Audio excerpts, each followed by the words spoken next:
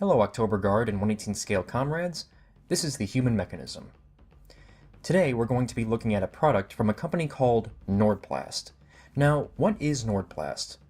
It's a Russian toy company that is, according to them, the largest manufacturer of toys in the world. Among their selection is a military toy line. Now, theirs is kind of unique from the ones that we're used to looking at on this channel. How do I describe it? You know those little green and tan army men that you played with in the sandbox as a kid?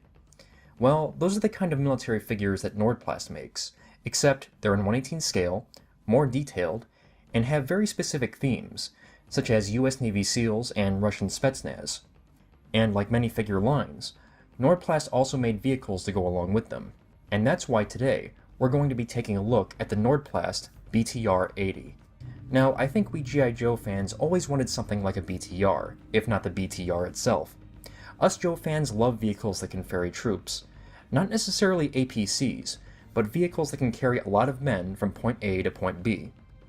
Unfortunately, for obvious reasons, this BTR-80 may not fulfill our troop-carrying wishes, but I don't think that's necessarily a reason for dismissing it right away, and I'll explain why. Now, I know what you're thinking. It's too small, and yeah, it is. It's a bit small for 3 3/4 inch figures, including the figures made by Nordplast. Now, before you turn away, take a very close look at what we have now. Some things are too big.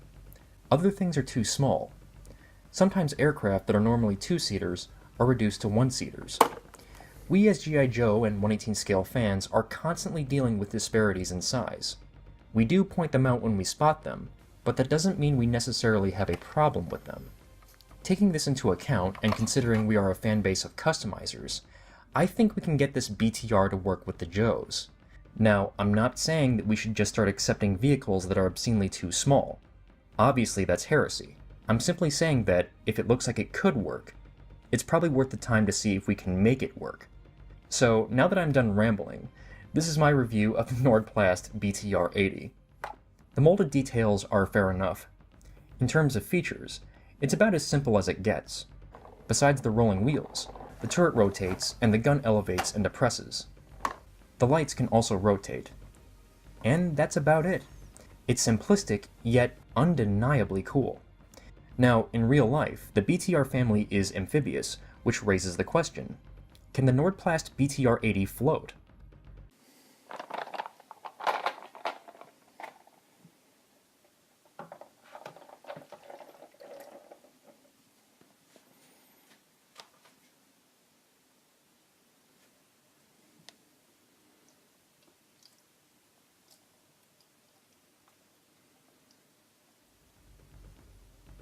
As you can see, after a few seconds, it starts to take on water. But then it levels out and stays afloat, so full points for buoyancy.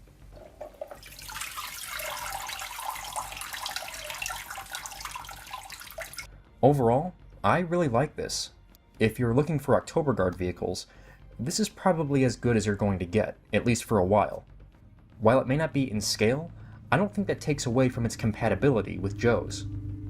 So if you get your hands on one of these BTRs from Nordplast, you should really consider customizing it for your Joes, or October Guard, because that's probably what I'm going to do. So, with that said, the Nordplast BTR-80 has the Human Mechanisms seal of approval. See you all later.